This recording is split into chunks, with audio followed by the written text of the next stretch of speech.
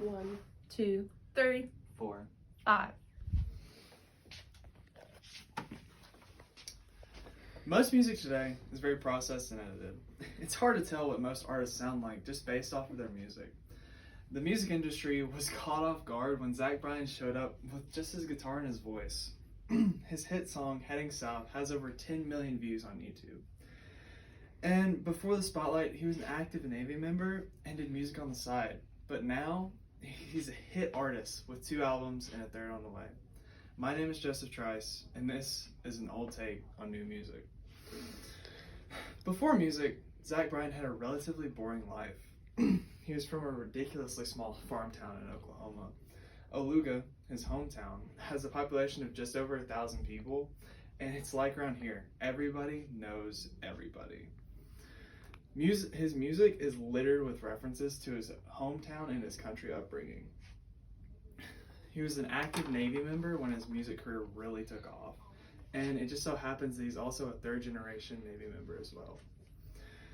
In his free time, when he was in the Navy, he liked to write music as a hobby, and his hit song was actually recorded outside of the Navy base on a cell phone in the 100-degree heat. Although he was just recently released, his music career dates back to 2019. His first album, Deanne, was released in August of that year. It was dedicated to his late mother, and the title track is about how he's sorrowful about the things she'd have to miss. This album was released and recorded while he was on leave from the Navy, and it was actually all recorded in a Florida Airbnb, with his friends and mattresses taped up on the walls for sound dampening.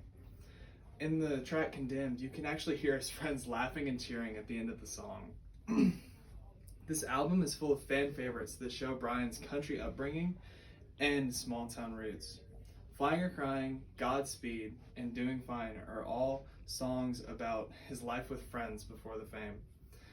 The other songs focus on young and hopeful love before he had to leave home for the Navy.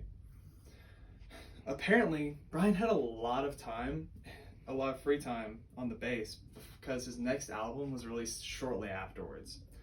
Elizabeth, his 2nd album, was released in May of 2020. This album was also not a studio album, which is weird for somebody who had a video with 10 million views on YouTube and a massive following.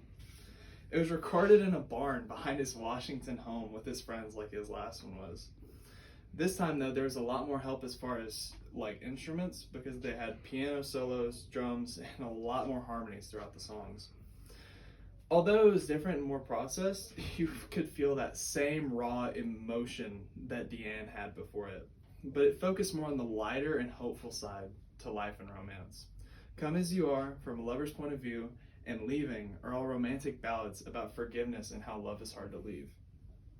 Codeine Pills and Anita are an interesting 2-part song about Bryan's relationship with drugs and a friend that abused him as well. This album was received just as well as the end, if not better, because it still had that same feel to it and people just ate it up. His first studio album, American Heartbreak, releases in May 2022. And it actually releases the day we graduate, which is really cool because I will be listening to that all summer. And in conclusion, Bryan has 2 albums and another on the way. And he also has a unique foothold in the country music industry. His raw, earthy, untamed style bears no resemblance to anyone else in the game right now. And in a time with autotune and voice modification ruling the music world, it's the simplest of styles that requires the most tribute. Thank you.